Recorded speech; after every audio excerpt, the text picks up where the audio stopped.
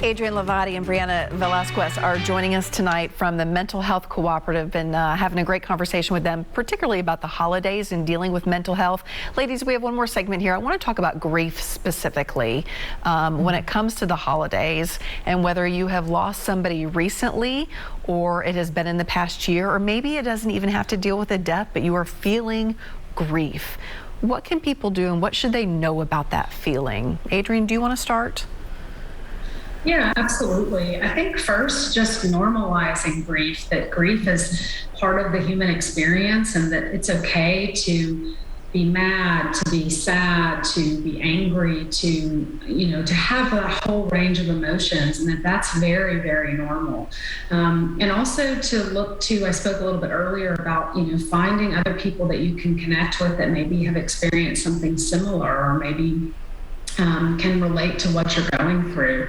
But just being, and sometimes you just honestly have to be in it, and you have to just feel it. And that is the kind of beginning of starting to work through it, because so many people, I'm sure Brie could say the same thing. I've seen so many people throughout my career that have stuffed that so far down, and it just comes out in all of these very unhealthy ways. So I think just first acknowledging that it's there and that it's real and that you need to tackle it head on. Yeah, oh gosh, just having to walk through that grief and like that dark night of the soul. Brie, anything that you would like to add? Yeah, I think very, very good points. And I think also just keeping in mind that experiencing grief and healing is not always linear. So there's going to be times where perhaps you may have done a lot of work through something, or something may have seemed like, okay, like I'm feeling in a better place about this. But perhaps the holidays bring a new experience around, whether that is the first holiday without a loved one, or just, being in that time frame. So I think being aware and more of that normalization of the grief that you're going through and the healing that you're needing to do isn't always going to be linear. So you're going to have some times where the emotions seem really, really big, and it's hard to sift through. And then there may be other times where, okay, I can expect this wave of grief to come, and anticipate what my needs are a little bit more. But just to kind of be aware of and bring some normalization to, yes, healing is not always linear, oftentimes, and that's okay. Yeah, absolutely. I do want to bring up this point that you all sent over some materials for me to look through before the show, and thank you for that. And this is something that stuck out to me. It said 70 to 90% of individuals with mental illness saw improvement in their symptoms and quality of life after participating in some form of treatment.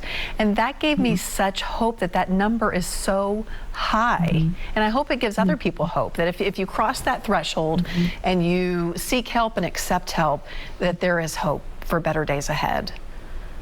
Yes, absolutely. And that's been said time and time again, that oftentimes the hardest step is that first step, and just acknowledging that you have a problem, in the sense of not that mental illness or those things are a problem, but that you have an issue, you have something you need help with, whether it be addiction or mental health, or even sometimes a physical issue that people really need help with, and just acknowledging that.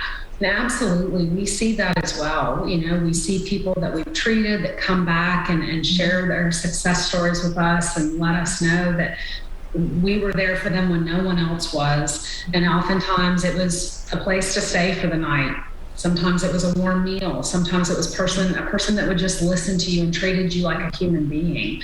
So it can be very different, to all the way to someone who needed a hospitalization, and they come back and let us know how well they're doing after the hospitalization and how much better they feel. So absolutely, just taking that first step is huge to help people with moving forward in their treatment. And Adrienne, we just have about 3 minutes left, but if you would give folks who maybe weren't joining us right at 7 o'clock that high level view of what the Mental Health Cooperative is and what you all do. Absolutely. We provide both outpatient services as well as emergency psychiatric services for children and adults in Nashville, metropolitan Davidson County, and also in surrounding counties in the area. And in our side of the agency that Bree and I work in, we provide a 24-hour walk-in center that actually can be seen as a treatment side and a crisis side, a whole continuum of care. People can stay with us on a voluntary basis, have access to care. If they need an involuntary hospitalization, that's something we can also screen for and access people with and be able to help them with. And then refer to outpatient resources. Counseling, medication management, substance abuse, medical treatment. We really have the whole continuum within our agency. Sounds like it. Before we go, I want to show everybody those numbers again. They are on the screen. There's the Tennessee statewide crisis line. The big one here, the crisis talk and text line, is a great place to start, it sounds like, Adrienne. Absolutely. And then also, if you want to just get in touch with the Mental Health Cooperative, that number is on the screen too. Ladies, I just want to say thank you for helping us walk through this tough subject tonight and helping us find resources. And I know that somebody watching will be helped tonight. So thank you for spending the last hour with us. Yes, thank you. Absolutely. Thank you for having us. Great to have you on. All right, we're going to show you those numbers again after the commercial break. Stay with us.